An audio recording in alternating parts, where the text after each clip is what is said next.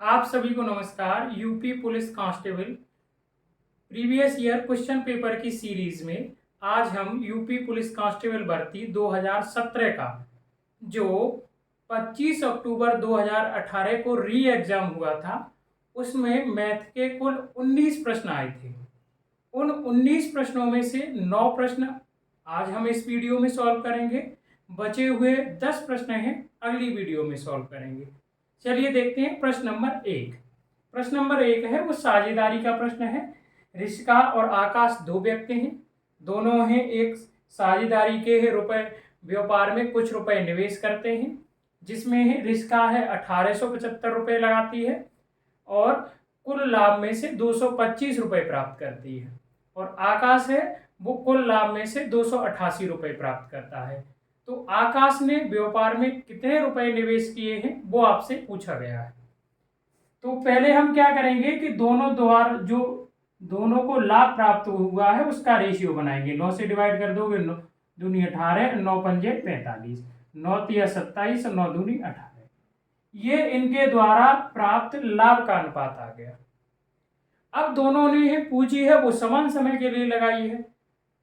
तो जब दो व्यक्ति या तीन व्यक्ति समान समय के लिए है और साझेदारी में है पूंजी लगाते हैं, तो उनके जो लाभ का अनुपात होता है वही उनकी पूंजी का भी अनुपात होता है। तो हम ये कह सकते हैं कि इन दोनों ने 25:32 के अनुपात में पूंजी लगाई। हमें किसकी है पूंजी दे रखी है? ऋषिका की। और रेशियो में कितना है? 25। तो 25 के बराबर रख देंगे 1875। तो एक इकाई का जो मान निकल के आ जाएगा वो निकल के आ जाएगा 75 रुपए। इसमें 25 का भाग देंगे तो एक इकाई का मान 75 रुपए निकल के आ जाएगा। और आकाश की जो धनराशि निवेश की है वो 32 इकाई की है, और 32 में हम 75 का गुणा करेंगे तो वो निकल के आ जाएगा 2400। इसका मतलब ये है कि आकाश ने व्यापार में 2400 रुपए निवेश किए थे। तो प्रश्न नंबर 1 का जो उत्तर सही होगा वो ऑप्शन नंबर सी सही होगा। चलिए देखते हैं प्रश्न नंबर 2। प्रश्न नंबर 2 है कि 25 छात्रों का एक समूह है जिनके औसत अंक हैं वो 24 हैं। उनमें से एक छात्र अगर समूह को छोड़कर चला जाए तो औसत अंक है शेष छात्रों का है वो 25 हो जाता है। तो नया औसत अंक है वो कितना है? शेष छात्रों का 24, छात्रों का 25। और ये बताना इससे पहले कितना था? 24। तो कितने की है वृद्धि हुई? 1 की वृद्धि हुई औसत में। और प्रारंभ में जो छात्रों की संख्या थी वो कितनी थी? 25 थी। तो आप 25 में गुणा कर लोगे, मैं यहां लिख ले रहा हूं, 25 में है गुणा करोगे 1 का तो 25 आ जाएगा। तो यदि कोई छात्र समूह को है छोड़ के जाता है और उसके छोड़ के जाने से की वजह से औसत में वृद्धि होती है, तो कितने की वृद्धि हुई है और प्रारंभ में कितने छात्र थे गुणा करके आप है घटा दोगे, तो जो छात्र है छोड़ के गया है समूह को उसके अंक निकल के आ जाएंगे, या जो भार दे रखा है तो बाहर निकल के आ जाएगा। और अगर औसत में है कमी हो रही है तो आप क्या करोगे? जोड़ोगे। यहाँ वृद्धि हो रही है तो आप घटाएंगे। तो ये बताना ये जो छात्र छोड़ के गया है उसके अंक हैं क्या? 0। अब उसने ये कंडीशन दी कि यदि इस समूह में लेकिन एक अन्य छात्र है समूह में शामिल होता है, अन्य छात्र है समूह में है शामिल होता है, तो जिससे शामिल होने से है औसत कितना हो जाता है? 24.8। मतलब जब व्यक्ति छोड़ के गया तब औसत कितना हो गया? 25। और जब है एक व्यक्ति शामिल हुआ इन 24 छात्रों के साथ तो औसत कितना हो गया? 24.8। तो ये बताना यहाँ पर है जो कमी हुई है, सॉरी वृद्धि नहीं कमी, तो औसत में कितने की कमी हुई है? 0.2 की। कितने की कमी हुई है? 0.2 की। और छात्र कितने थे? 24। तो 24 का इसमें गुणा कर देंगे तो 24 दूनी 48, तो 4.2 आ जाएगा। कितना आ जाएगा? 4.2। तो यहां अगर ये आपको औसत जो उसके शामिल होने से प्राप्त हुआ है उससे घटा देंगे तो उस छात्र के जो अंक निकल के आ जाएंगे वो दूसरे वाले के जो शामिल हुआ है 20 अंक आ जाएंगे। जब कोई व्यक्ति समूह में शामिल होता है तो उसकी वजह से औसत में अगर कमी होती है और प्रारंभ में कितने छात्र थे गुणा करके है आप औसत से घटा दोगे तो जो छात्र है शामिल हुआ है उसके अंक आ जाएंगे। अगर यहाँ वृद्धि होती तो जोड़ देते, यहाँ उल्टा नहीं करते, यहाँ पर उल्टा करते हैं कि छात्र छोड़ के गया है और औसत में अगर वृद्धि हुई है कितने की तो वो आप है वृद्धि का गुणा है टोटल संख्या में कर देंगे, वृद्धि हुई है तो माइनस करेंगे और कमी हुई है तो प्लस करेंगे। तो यहाँ ये हमें पता चल गया कि जो छात्र है समूह को छोड़ के गया था उसके अंक 0 थे और जो छात्र समूह में शामिल हुआ है उसके अंक हैं 20। हमें इन दोनों का क्या बताना है, अंकों का औसत। तो औसत बराबर क्या होता है, कुल पदों का योग। और कितनी संख्याएं हैं, 2, 20 और 0, तो हमने दोनों को जोड़ दिया और कुल पदों का योग बट्टे कुल पदों की संख्या। तो 20/2, इसका मतलब ये है इन दोनों छात्रों के जो औसत अंक निकल के आ जाएंगे वो कितने निकल के आ जाएंगे, 10।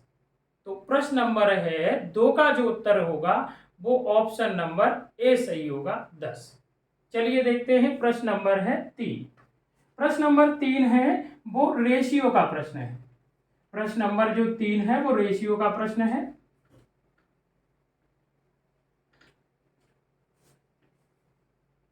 यदि ये दे रखा है यदि x अनुपात 4 समानुपात y अनुपात 5, तो उसने x अनुपात y पूछा है। अब ये बताना कि ये रेशियो और ये रेशियो आपस में क्या है, बराबर। समानुपात का मतलब होता है कि दो रेशियो का आपस में बराबर होना। और जब दो रेशियो आपस में बराबर होते हैं तो मध्यगत पदों का गुणनफल बाह्य पदों के गुणनफल के बराबर होता है। तो बाह्य पद क्या है, x और 5, तो 5x हो जाएगा इनका गुणा। और मध्य पद क्या है, 4 और y, तो इनका गुणा हो जाएगा 4y। तो x/y कितना हो जाएगा, 4/5। y को उधर लेके आएंगे, 5 नीचे पहुंचा देंगे। इसका मतलब ये है कि x अनुपात y बराबर कितना हो जाएगा, 4/5। तो प्रश्न नंबर है 3 का जो उत्तर सही होगा वो ऑप्शन नंबर बी सही होगा। चलिए देखते हैं अगला प्रश्न, प्रश्न नंबर 4।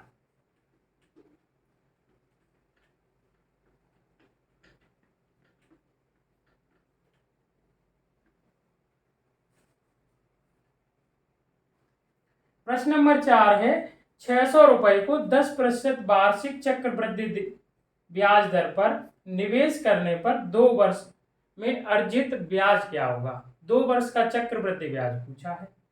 तो पहले हम क्या करेंगे कि 2 वर्ष में परसेंटेज में कुल कितना ब्याज होगा वो निकालेंगे। और जब आपको है 2 वर्ष में प्रतिशत में कुल ब्याज निकालना हो तो उसका फॉर्मूला है x + y + x × y/100। यहाँ x पहले साल की दर परसेंट है और y दूसरे साल की दर परसेंट है। लेकिन इस प्रश्न में दोनों वर्ष क्या है, समान दर है। पहले वर्ष भी 10% है और दूसरे वर्ष भी क्या है, 10%। तो दोनों जगह 10-10 रखेंगे प्लस 10 × ये आपका है 10 हो जाएगा बट्टे 100 कैंसिल हो जाएगा। तो आप ये बताना 10 और 10 20 और एक और एक का गुणा 1 होगा। तो टोटल कितना हो जाएगा, 21%। अगर प्रतिशत में देखा जाए तो 2 वर्ष में टोटल 21% ब्याज मिलेगा। और ब्याज हमें किस पे मिलता है, मूलधन पर। और मूलधन कितना है, 600 रुपए। तो हम ये कह सकते हैं कि 600 रुपए का ही तो 21% निकालना है। और 600 रुपए का आप 21% निकालोगे तो वो जो निकल के आ जाएगा वो 126 रुपए निकल के आ जाएगा। तो जो हमारा 2 वर्ष का चक्रवृद्धि ब्याज 10% की दर से 600 रुपए पर कितना रुपए हो जाएगा, 126 रुपए। तो प्रश्न नंबर 4 का जो उत्तर सही होगा वो ऑप्शन नंबर डी सही होगा, 126 रुपए होगा। अगर आपको है अलग अलग 2 वर्ष की दोनों की दर दे रखी होती तो यहाँ पहले वर्ष की रखते, यहाँ पर दूसरे वर्ष की। और पहले आप टोटल 2 वर्ष का परसेंटेज में ब्याज निकालते और फिर आप उस प्रतिशत का मूलधन का है उतना ही परसेंट निकाल देते तो ब्याज निकल के आ जाएगा। चलिए देखते हैं प्रश्न नंबर है 5। प्रश्न नंबर 5 है वो है टाइम इंटरवल का प्रश्न है कि श्रेया है और स्थिर है, किसी कार्य को है करते हैं, तो अगर ये है अकेले अकेले करें, सॉरी अभय और श्रेया है, अभय और श्रेया, एक अभय है और ये है श्रेया, अभय और श्रेया। अभय अगर अकेले कार्य को है करे तो 42 मिनट में कर देता है, और अगर श्रेया इसे अकेले किसी का उसी कार्य को करे तो ये 70 मिनट में अकेला पूरा कर देती है। दोनों इस प्रकार बारी बारी से है कार्य को करते हैं कि अंतिम में जो कार्य करेगा वो 1 मिनट से कम करेगा, और वैसे भी क्या है कि अगर या तो 1 मिनट में कार्य समाप्त हो जाएगा या 1 से कम मिनट में हो जाएगा। तो अंतिम जो व्यक्ति कार्य करेगा वो 1 मिनट से कम समय में कार्य करेगा। तो इस प्रकार अगर कार्य किया जाए तो कार्य कितने समय में समाप्त हो जाएगा, वो आपसे पूछ रहा है। तो ये अकेले कार्य है 42 मिनट में कर लेता है और ये 70 मिनट में कर लेती है। तो कॉमन कार्य होगा वो हम कार्य क्या मानेंगे, इन दोनों का है लासा। 42 और 70 का जो लासा हो जाएगा वो 210 हो जाएगा। 210 कार्य को ये 42 मिनट में कर देती है, 1 मिनट में कितना कार्य करेगी, भाग देंगे। तो भाग देंगे तो ये बताना कितने बार चला जाएगा, भाग देंगे तो इसका जो आपका है भाग चला जाएगा है वो चला जाएगा है 5 बार, क्योंकि 5 दूनी 10, 0 और 5 चौके 20 और 1 है 21। तो 42 का भाग चला जाएगा 5 बार। इसका मतलब अभय है 1 मिनट में 5 कार्य करता है, और 70 का भाग है 210 में देंगे 3 बार चला जाएगा। श्रेया 1 मिनट में 3 कार्य करती है। अब दोनों बारी बारी से कार्य करते हैं, पहले मिनट है अभय कार्य करेगा और दूसरे मिनट है श्रेया कार्य करेगी। तो ये बताना पहले मिनट अभय कार्य करेगा तो 5 कार्य कर देगा, दूसरे मिनट श्रेया कार्य करेगी तो 3 कार्य कर देगी, और फिर यही चक्र चलेगा, फिर अभय कार्य करेगा फिर श्रेया कार्य करेगी। हम कह सकते हैं 2 मिनट का साइकिल बन गया, और 2 मिनट का ये साइकिल बन गया। तो इन 2 मिनट में अगर देखा जाए तो ये बताना कि इन 2 मिनट में है 2 मिनट में कितना कार्य हो रहा है, 8 कार्य, और इसी तरह से साइकिल में ये कार्य करेंगे। तो ये 210 कार्य को करने के लिए कितने कंप्लीट साइकिल हो जाएंगे वो पता करेंगे। 8 का भाग दे दो, 8 दूनी 16 और 8 छक्के 48, यानी कि 26 साइकिल कंप्लीट हो जाएंगे। और एक साइकिल में है 8 कार्य हो रहा है, तो ये बताना 26 साइकिल में कितना कार्य हो जाएगा, 208। और एक साइकिल 2 मिनट का है तो 26 साइकिल कितने मिनट के होंगे, टोटल 52 मिनट। अब आप ये बताना कि 210 कार्य था, 208 कार्य हो गया, तो शेष कार्य कितना बचा, 2। अब ये जिसने कार्य की शुरुआत की है, किसने कार्य की शुरुआत की है, अभय ने, तो साइकिल कंप्लीट होने के बाद उसी का नंबर आएगा, तो अभय का नंबर आएगा। और अभय 2 कार्य को है कितने समय में कर देगा, 1 मिनट में 5 कार्य करता है, तो 2 कार्य कितने में करेगा, भाग ही तो देंगे, कितने मिनट में कर देगा। लेकिन इसे हम है 2/5 मिनट में, सेकंड में चेंज करेंगे तो 60 का गुणा कर देंगे तो ये 12 बार डिवाइड हो जाएगा, 12 दूनी 24 सेकंड। तो 52 मिनट में है 208 कार्य होगा, और 2 में कार्य है ये अभय 24 सेकंड में कर देगा। तो कुल मिला के है जो कार्य है 52 मिनट और 24 सेकंड में समाप्त हो जाएगा। तो कुल मिला के जो आपका है, अगर ये बारी बारी से कार्य को करते हैं तो टोटल कार्य 52 मिनट 24 सेकंड में समाप्त हो जाएगा। तो प्रश्न नंबर 5 का जो उत्तर सही होगा वो ऑप्शन नंबर ए सही होगा, 52 मिनट 24 सेकंड। चलिए देखते हैं प्रश्न नंबर 6। प्रश्न नंबर 6 ये भी टाइम एंड वर्क का प्रश्न है। प्रश्न नंबर 6 है कि रक्षा 12 दिनों में किसी कार्य को कर सकती है, और स्थिर है वो 20 दिन में कार्य को कर सकती।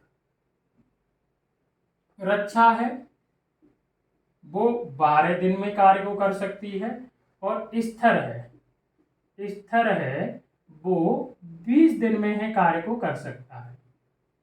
तो कॉमन कार्य मानेंगे और वो कॉमन कार्य होगा, एक ही कार्य को कर रहे हैं, वो इन दोनों का लासा मतलब 60 कार्य है। तो ये एक दिन में है 12 पंजे 60, 5 कार्य रक्षा करेगी और स्थिर है 20 या 60, 3 कार्य करेगा।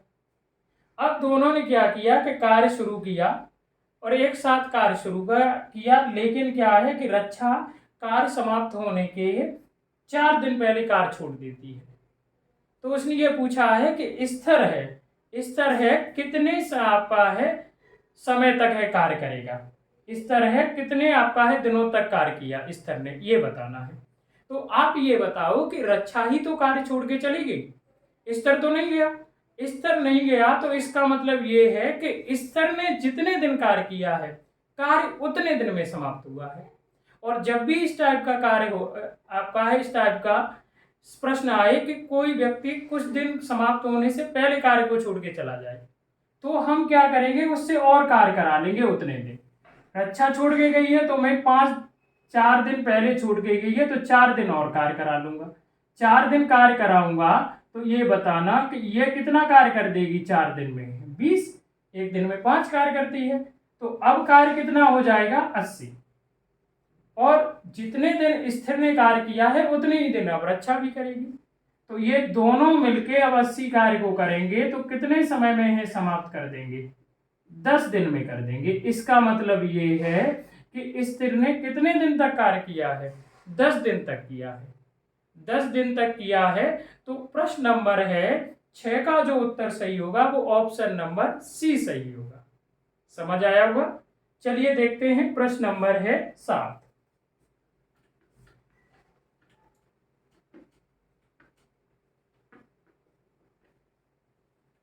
प्रश्न नंबर 7 देखते हैं।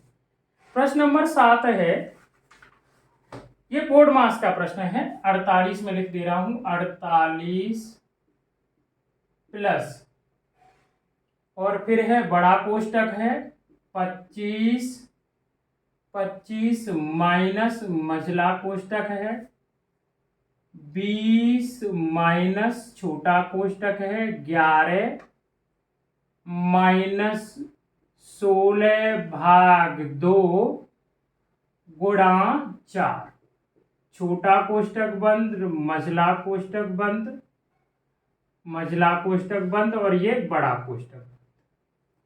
तो ये बोर्ड मास का प्रश्न है। पिछली जो परीक्षाओं में प्रश्न आए थे उनमें बोर्ड मास के जितने प्रश्न थे उसमें ही बोर्ड मास के नियम का फॉलो नहीं नियम को किया गया था, इसमें किया जाएगा। तो बोर्ड मास का नियम क्या कहता है कि पहले छोटा कोष्टक सॉल्व करो और उसमें भी पहले भाग। तो अगर आप है भाग दोगे तो प्लस ये हो जाएगा 25 माइनस मझला कोष्टक 20 माइनस, अगर आप है 2 का भाग दोगे है 16 में 8 बार जाएगा, तो इसे सॉल्व करने पर कितना आएगा 8, तो 8 चौके 32। तो ये बताना और फिर उसके बाद गुणा करेंगे, माइनस तो नहीं करेंगे। तो 11 माइनस 32 मझला कोष्टक बंद और बड़ा कोष्टक बंद। अब फिर आप इसे सॉल्व कर लोगे, तो इसे सॉल्व करोगे तो 25 माइनस मझला कोष्टक 20, ये माइनस का कितना आएगा है 21, इसे सॉल्व करेंगे तो ये माइनस का 21 आएगा और माइनस माइनस क्या हो जाएगा है प्लस, माइनस माइनस क्या हो जाएगा प्लस, कोष्टक हट जाएगा। अब फिर इसे सॉल्व करो 48 प्लस ये जोड़ेंगे 41 हो जाएगा, तो 25 माइनस 41 और 41। तो आप ये बताना कि ये माइनस का है कितना बचेगा, माइनस का है 16 बचेगा और माइनस का 16 बचेगा। इसका मतलब ये है कि इसका उत्तर है कितना आ जाएगा, 48 से 16 घटाएंगे 32 आ जाएगा। कितना आ जाएगा 32। तो प्रश्न नंबर है जो 7 का ऑप्शन सही होगा वो ऑप्शन नंबर बी सही होगा। सिंपल है, आप है बोर्ड मास के नियम यानी कि पहले छोटा कोष्टक सॉल्व करना है, फिर मझला, फिर बड़ा, क्रम से सॉल्व करते जाएंगे। तो प्रश्न नंबर है 7 का उत्तर होगा वो ऑप्शन नंबर बी होगा। चलिए देखते हैं प्रश्न नंबर है 8। प्रश्न नंबर 8 है वो एक सिंपल सा प्रश्न है, दशमलव संख्याओं को ऐड करवा रहा है, तो हम ऐड कर दे रहे हैं। और जब भी हम दशमलव संख्याओं को जोड़ते हैं तो दशमलव को एक सीध में रखते हैं, एक साथ रखते हैं दशमलव। तो आप एक साथ रखते हैं, रख ले रहे। तो पहले है 256, ठीक है। फिर उसके बाद है 25.6, फिर उसके बाद है 2.56, फिर उसके बाद है 0.256, फिर उसके बाद है 0.0256 और इन सभी को जोड़ देना है। तो इन सभी को आप ऐड करोगे तो 6 और 5 11 हासिल 1, इसे जोड़ेंगे तो ये 13 1 14 की 4 हासिल 1, इसे जोड़ेंगे है 3 और ये 8 14 की 4 हासिल 1, और इसे जोड़ेंगे तो ये 3 और ये 8 और 14 की 4 हासिल आपकी है 1, और ये 7 और 1 8 हो जाएगा 2। यानी इन सभी को जोड़ने पर जो योग आएगा 284.4416 आएगा। तो प्रश्न नंबर 8 का जो उत्तर होगा वो ऑप्शन नंबर डी सही होगा, एक सिंपल जोड़ है। चलिए देखते हैं प्रश्न नंबर है 9। प्रश्न नंबर 9 है, वो ये कह रहा है कि नीचे दी गई भिन्नों में से कौन सी भिन्न 13/19 के बराबर नहीं है। और पहला ऑप्शन है वो है 39/57, और दूसरा जो ऑप्शन है वो 91/133, तीसरा ऑप्शन है वो है 195/247, और चौथा ऑप्शन है वो 208/304। उसने ये कहा है कि ये जो भिन्न दी गई है वो कौन सी भिन्न 13/19 के बराबर नहीं है। तो पहले हम इसे सॉल्व करेंगे तभी तो पता चलेगा। जैसे अगर हम इसे डिवाइड करेंगे तो ये 3 से डिवाइड करेंगे तो 13 हो जाएगा, और 3 से इसे डिवाइड करेंगे तो कितना हो जाएगा 19। तो ये है 19 तिया 57 होता है, 13 तिया 39। तो इसका मतलब सॉल्व करने पर ये तो 13/19 आ गया, तो ये तो है बराबर। ऐसे ही इसे सॉल्व करेंगे, 7 का भाग है 91 देंगे 13 बार चला जाएगा, और इसमें 7 का भाग देंगे तो 19 बार चला जाएगा। 19 सत्ते 133 होता है और 13 सत्ते 91 होता है, ये भी 13/19 के बराबर है। इसमें भाग दे दो। अगर इसमें हम भाग देंगे तो इसमें आप है भाग देना, इसमें अगर आप भाग देते हो 3 का, तो 3 का भाग देते हो तो 3 त्रिका है 9, लेकिन मुझे लगता है कि इसमें नहीं जाएगा भाग। अगर इसमें आप है भाग दे देते हो 3 का, या आपका 13 का दे दो, 13 का चला जाएगा, 13 एकम 13 और 13 पंजे 65, 13 का चला जाएगा। यहाँ 13 एकम 13 और 13 निम्मा है 170। तो इसमें आपका सॉल्व करने के बाद जो आया वो 15/19 आया। इसका मतलब ये तो 13/19 के बराबर नहीं है, तो यही ऑप्शन आपका सही है। वैसे इसकी चेक करने की आवश्यकता नहीं है, इसे आप डिवाइड करोगे तब भी है सॉल्व, सरल भिन्न बनाओगे 13/19 ही आएगा। तो प्रश्न नंबर है जो 9 है उसका जो उत्तर सही होगा वो ऑप्शन नंबर सी सही होगा। 195/247 जो भिन्न है वो 13/19 के बराबर नहीं है। आपको सभी प्रश्न अच्छे से समझ में आए होंगे। तो चलिए मिलते हैं अगली वीडियो में इस शिफ्ट के बचे हुए 10 प्रश्नों के साथ। धन्यवाद।